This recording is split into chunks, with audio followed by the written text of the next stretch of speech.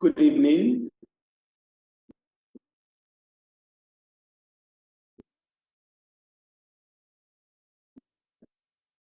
Welcome to the today. Remember very vividly we took the phrases the last time, having discussed how a sentence is divided, and then we said a sentence contains a phrase and then a clause. So in our last class, we had spoken about the phrase and we had talked about the different types of phrases that we have. So today we want to talk about the clause, the definition of a clause and the types we have. So without wasting our time, we move on to the next one quickly.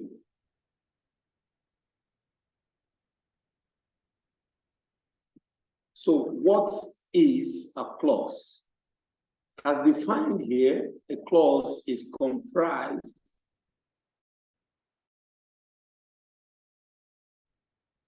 of a subject and finite verb.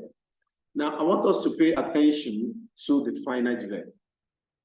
A subject and a finite verb. Grammatical composition, subjects,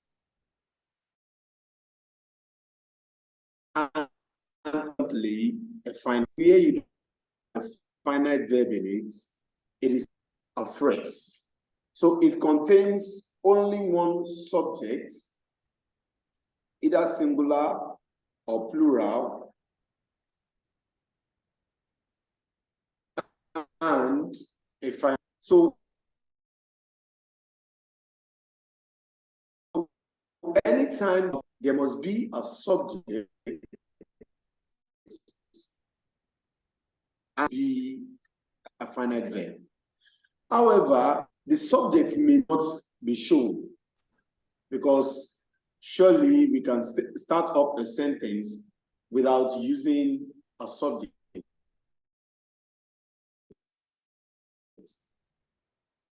For instance, we give, now if for instance I tell go out, it is a clause. Why? Because it needs there is a finite.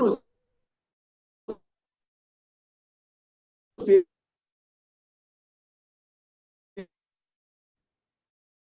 that out. Bola go out. Now, Bola there represents the finite verb.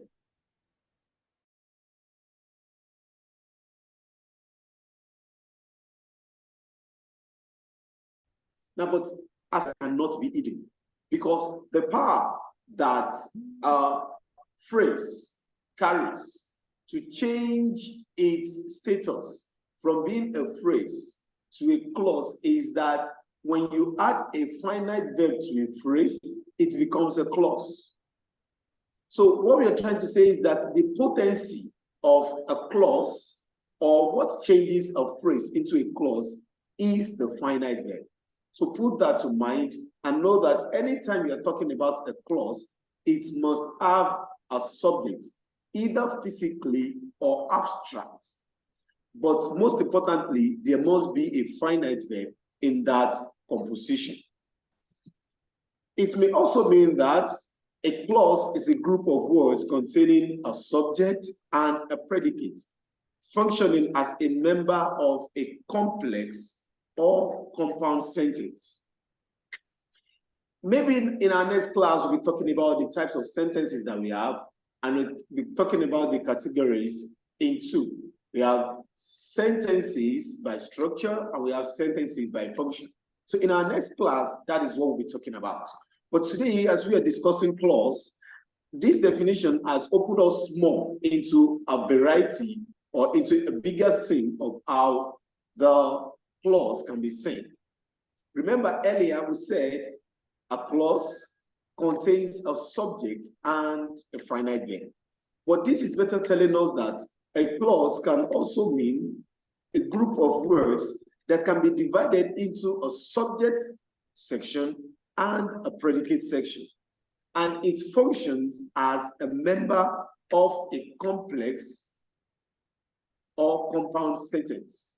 To quickly put, a complex sentence will have one main clause and at least two or more subordinate clauses. While a compound sentence will have at least two main clauses in it. So when we are now saying that a clause contains a subject and a predicate, we are saying that in that formation or that composition, there is something we can call a subject, and the other part of the sentence can be called the predicate. And it functions as a member of a complex sentence or a compound sentence. Without further ado, let us move into the types.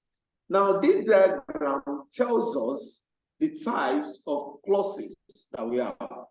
We have the main, or that which you call the independent clause, and the subordinate or the dependent clause.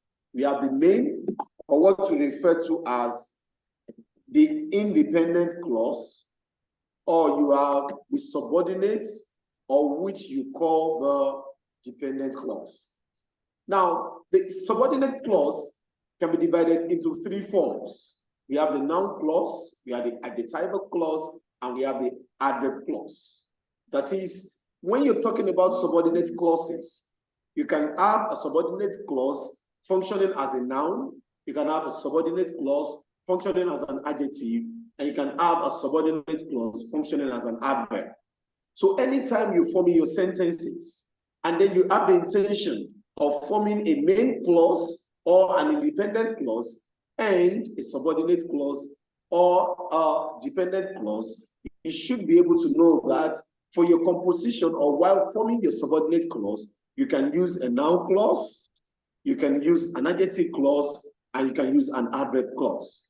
Now, when we're talking about a noun clause, it means you are forming a composition that has a subject, that has a finite verb, with a noun being the head word in that composition, yet relying on the main clause for its meaning or understanding. A subordinate clause cannot stand on its own, while a main clause is a perfect idea given. What we're trying to say is this. For the main clause, a main clause is a simple idea passed across without any problem or hidden information. But a subordinate clause is a clause that relies on the main clause for its meaning to be understood. So when you're forming a sentence, as at this level, you should be able to form a sentence that contains a main clause and a subordinate clause. This will help you to write more, and it will expose you to have more opportunities or help you to defend yourself while talking or while writing, so as to use several sentences or several clauses. So an adjective clause is that clause that is formed with an adjective as the head word, added with a finite verb. And an adverb clause is a formation that has the adverb as the head word in that composition with a finite verb in that composition. So this is the diagram that explains the two types of clauses, which are the main clause, or that called the independent clause, and the subordinate clause, or that which is called the dependent clause. So moving on from there.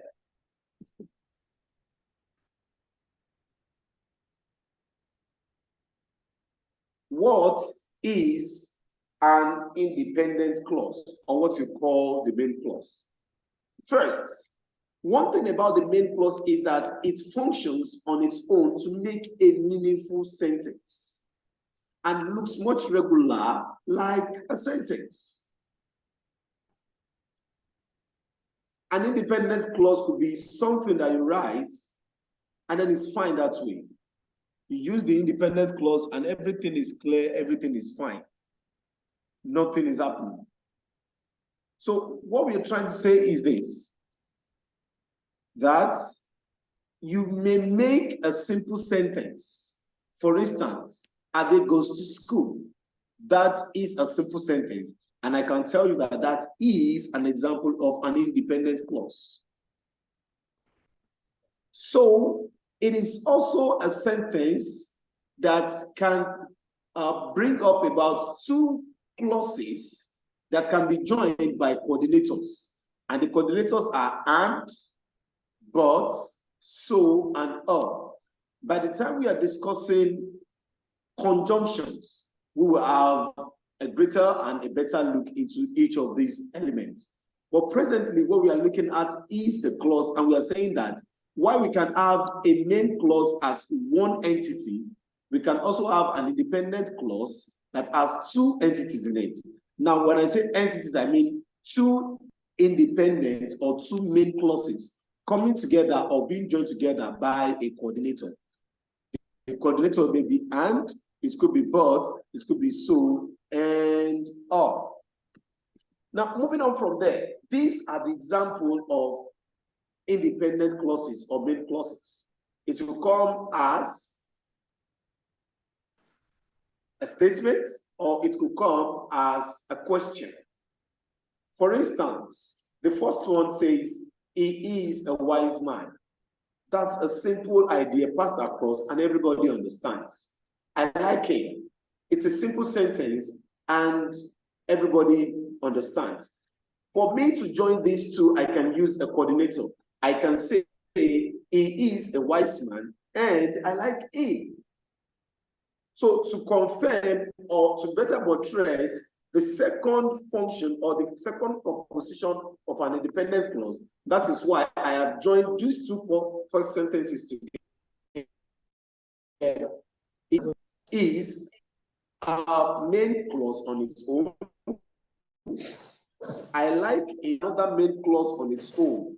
And I can join these two together to form an independent clause. So I can say he is a wise man and I like him. I can also have an interrogative statement or sentence. I can say, can you do it? Though it is an interrogative statement, but it is an independent clause. It is a main clause. It is a sentence, or let me say, it is a question that requires an answer. Sometimes it requires an answer that stands as a clause on its own, because I can ask the person, can you do it? And the person may say, yes, I can do it. Or the person may say, no, I cannot do it. So both responses are independent clauses on their own. And the fourth one says, do it, please. The subject has been hidden here. And then the subject that is hidden here is you. So we can better say, you do it, please. You do it, please. So, and the last example is, I read the whole story. I read the whole story. So I can go on and on and form so many sentences that are independent. So our simple sentences, our expression that we can pass across without having to add anything to it, maybe to buttress it or to give more information about it, they are our main clauses, or what we call our independent clauses. You can see these are other examples of those with two independent clauses, or where we can use one subject to represent two independent clauses. The first one says, I want to buy a phone, but I don't have enough money. I can divide this one sentence into two main clauses. I can say, I want to buy a phone. That is an understandable statement. And I can say, I don't have enough, that is also meant. So I can bring both of them together to form one clause. And this is an example of a compound sentence. When you join two main clauses together, you have a compound sentence. The second one says, he went to London and visited the Lords. He went to London and visited the Lords. Now, the same subject that was used for the first part of the sentence is the same subject that is used for the second part. So what this means is that he went to London and he visited the Lords. He went to London and he visited the Lords. So you can use it that way. You can have your independent clause formed in that way. Are you getting it? So that is what we're talking about. And if you have an independent clause joined with a subordinate clause, you can see as we have it in our third example, Alex smiles whenever he sees her. Whenever he sees her is a subordinate clause. But the main clause or the independent clause in that formation is Alex smiles. So when you're forming your sentences, you should know how to come about it and put this in mind. As I've always told you, anytime you taught anything in the class, try as much as possible to put this to use, as it helps you, it helps your vocabulary, and it helps your writing power. The more you use this, the more you get brightened, and it widens your horizon in the use of English language. So without wasting our time, let us proceed. Now we've discussed the independent clause. Let us move to the dependent clause. Now, a dependent clause functions not on its own because it has an unfinished thought or idea. It cannot rely on its own. It cannot stand on its own. Rather, we need to connect it to an independent clause so that the meaning it carries or the potency of that clause can be verified. It is just like saying that if you have a car and there are no tires, the car will not move. No matter how good the engine of that car may be, though it is the car that we really want to see, the tires then may just be the assistance to move the car. But as much as the car is there, the car can be a subordinate to the tires because the car cannot move. We cannot talk of what speed or how great, how fast the car can be if there are no tires present. So we can say that in this formation, the car represents the subordinate clause or the dependent clause, while the tires are the independent clause. So for you to have a complete sentence, if you have a dependent or a subordinate clause, you need an independent or main clause to verify or carry out the effect of that clause. Sorry, sir. Taiwo Ayomide, could you just mute yourself, please? Mute yourself. That your background noise is disturbing. Yeah. You can continue, sir. Okay, so what we're trying to say is when you're forming a sentence, remember that when you have a dependent clause, it cannot stand on its own. Though there is an idea in it, but the idea is not well explained or effective until you add it to a main clause. So alone, it cannot form a complete sentence, unlike the independent or main clause that can stand on its own as a sentence. A subordinate clause cannot stand on its own. So put that in mind so that when you're forming a sentence, you are able to differentiate an independent clause from a dependent clause. Moving on from there, we said subordinators are the main functional elements in a dependent clause because they are the ones that introduce the subordinate or the independent clause anytime they are used in a sentence. Sometimes we have conjunctions, sometimes we have prepositions, and these, they express the independent clause in such a way that it relies on the dependent clause or it relies on the independent clause such that they are used. So just as we have the coordinating conjunction, we have the subordinating conjunction. Most of what we call the subordinating conjunctions are prepositions. That is why sometimes we have them as prepositions, sometimes we have them as adjectives, sometimes we have them as pronouns. So each of these constituents or each of these parts of speech help the dependent clause to have a better formation, such that when it is attached to an independent or main clause, the meaning is well expressed. So one thing you should know is this, that when you're forming a subordinate clause or a dependent clause, you need a subordinator that will stand as a connector between the main clause and the other clause. So without sorry, sir. Taiwo Ayomide. Yes. I just told you to mute yourself. Why did you unmute yourself? Only unmute yourself when you want to talk, and when you want to talk, ensure that you are in a a quiet place. You can continue, sir. So without further ado, as we have said that when you're forming a sentence and you need to use a subordinate clause and a main clause, there must be a subordinator. Now, the subordinator may be talking about time, it may be talking about a person, it may be talking about a thing, it may be talking about a place. Now, look at the sentence that we have as example. The subordinate clause there is when I was dating Diana. When I was dating Diana. Now, when for instance, I come to the class and I say, when I was dating Diana and I left. Now, this is it. Now, after I had left, you continue to ponder on that statement that, what had this man said? Why did he just come and he said, when he was dating Diana and he had left without saying anything? Now, this is it. If coming to your class, I made a statement, I had an accident, and then I leave the class, or I had left after saying that, you realize that the second statement had passed a message across. Oh, this man said he had an accident. It's an expressive statement. It is something, it's a statement that has a meaning well expressed. But if I had said, when I was dating Diana, and then I leave your class, you may continue to ponder on it. Okay, what has happened to this man when he was dating Diana? Did anything happen? You know, questions we keep pondering, and then you keep coming over it and over it and over it again.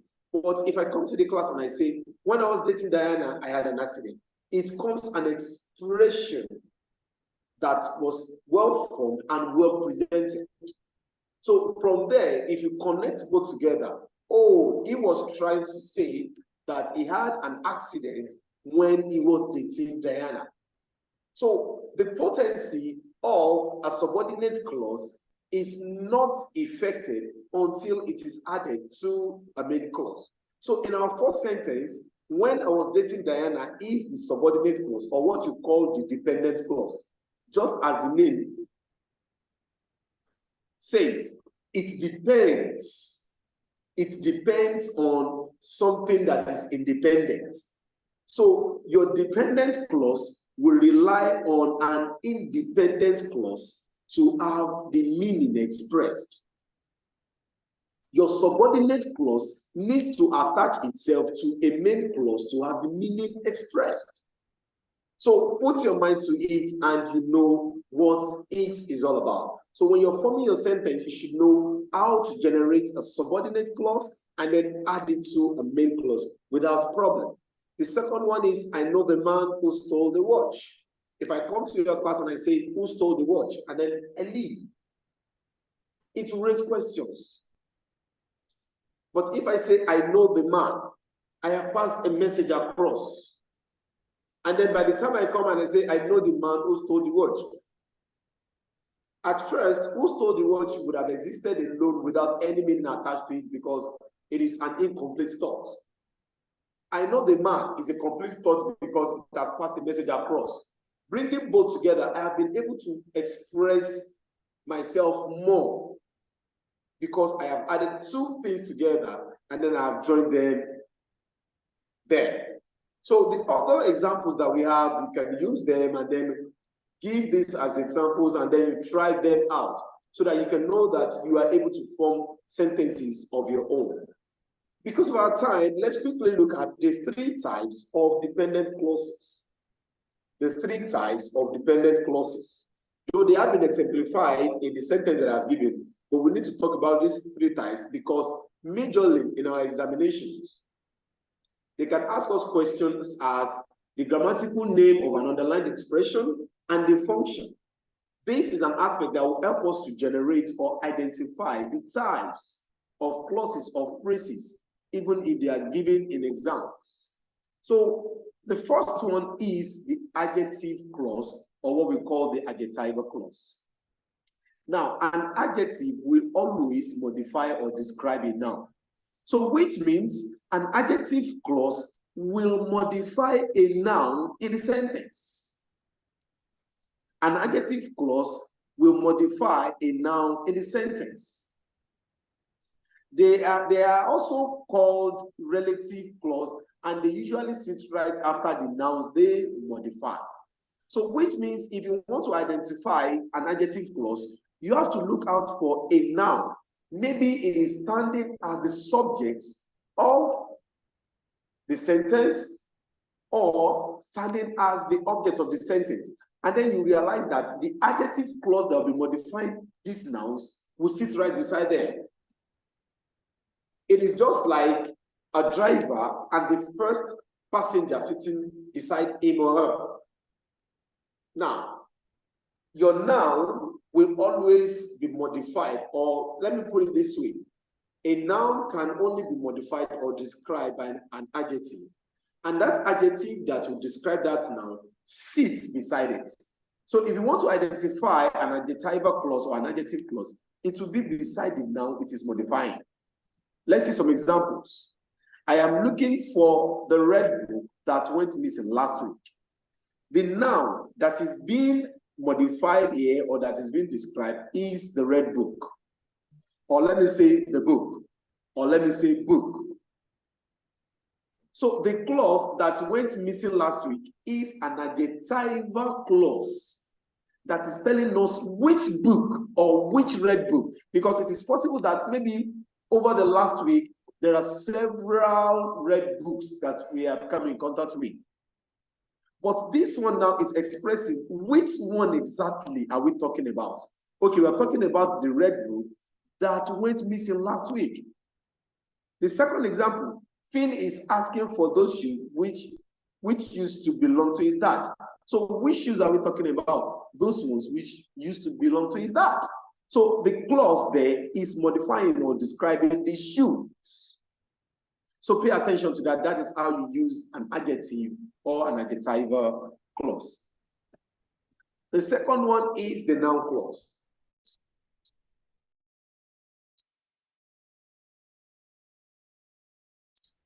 As a matter of fact, used.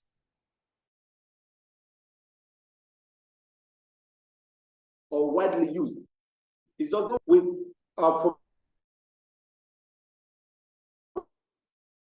formations of when, why, which, whose, and who, or sometimes if and whether.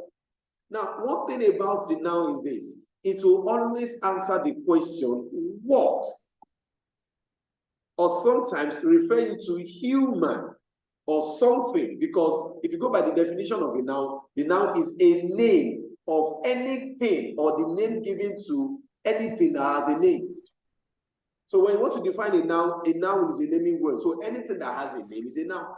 So there are some dependent clauses that are affirmed as noun clauses. And when you see them, you should identify them by what you are. Examples quickly. I like what I hear. What do you like? What I hear.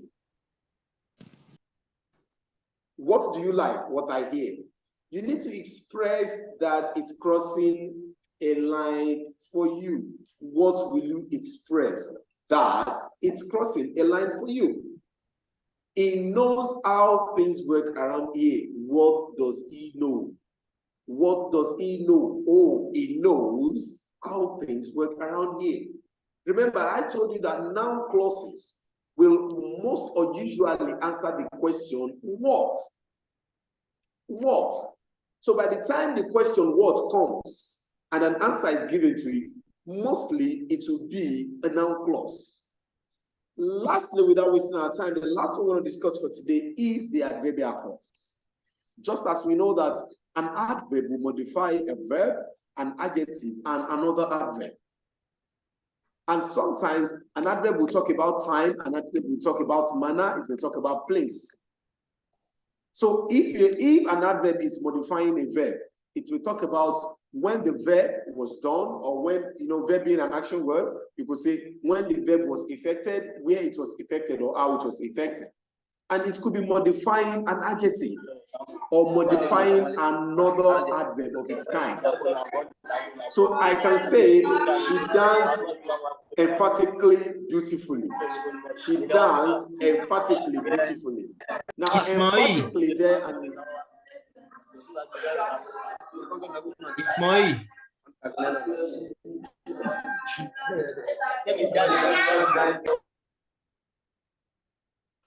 All right.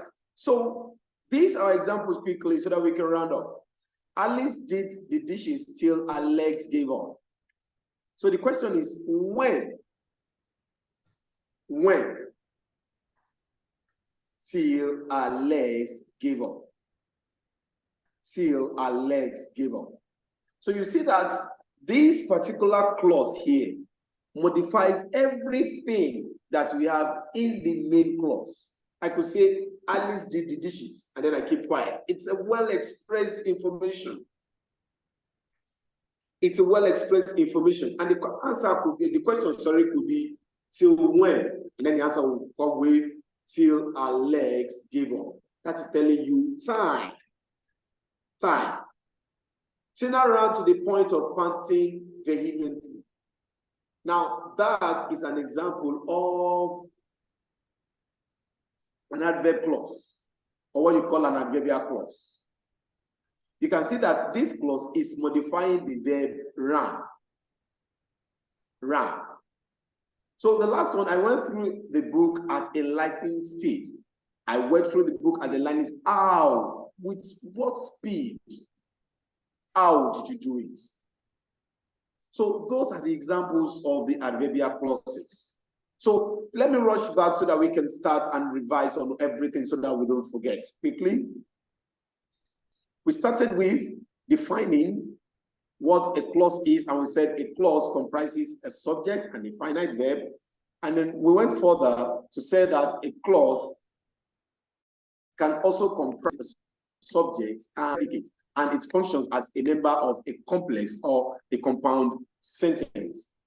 Going further from there, this explains that we have two types of clauses. We have a main clause and a subordinate clause, or an independent clause and a dependent clause. And we said the dependent clause has three types. We have the noun clause, the adjectival clause, and then the adverb or the adverbial clause. Going from there, we said an independent clause functions as a sentence or a regular sentence on its own. And then it could have a composition of two clauses in it, joined by a coordinator. Moving on from there, I gave several examples, and I told us that some of these independent clauses can be joined by coordinators, but, and so, and for. So on and forth. So put your mind to it and you use them following this concept. And then from there, we went to the dependent clause, where we said that a dependent clause cannot function on its own. Rather, it relies on the independent clause so that its meaning or the potency it carries can be effective. And then from there, we said an independent clause is introduced by a subordinator. From there, we gave examples, and then we said there are three types of dependent clauses. The first one is the adjectival clause. An adjectival clause will modify or describe the noun in the sentence. We gave examples, and then from there, we moved to the noun clause, and we said the noun clause will almost or usually answer the question what in a sentence. And then by the time you posit a statement, and then there is a question coming saying what, the answer that will come there usually will be a noun clause. And lastly, we talked about the adverbial clause. Just as we know that an adverb will modify a verb, it will modify an adjective, and it will modify an adverb. We said that adverbs will modify verbs and any of these other parts of speech. And then we'll give examples. So when you're putting up your writing, put this into place and have them well structured. This is what will help your writing, and it will give you the opportunity to expand in grammar. It will give you the opportunity to know other parts of grammar, and then you be comfortable using it at any point or when you are called. Thank you for your time today.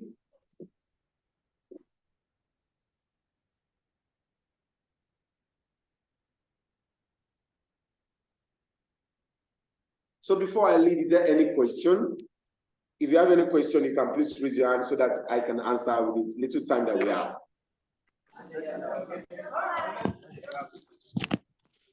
Okay, sir. Yes, sir. What do you mean by predicates? Okay, now if you write a sentence, for instance, what's your name? Ayla. Okay, for instance, let's take for instance, I've written something like, Ayinla is going to school. Now, Ayinla is the subject. The other part, starting from is to the end of the sentence, is the predicate. That is the traditional way to divide a sentence. Once you have removed your subject, every other thing that comes from your verb to every other part of it is the predicate. You remember when you were in primary school, your teacher taught you a sentence is divided into two parts, the subject and the predicate. The subject is the doer, every other part is the predicate. Is that well understood? Yes, sir. So any other question?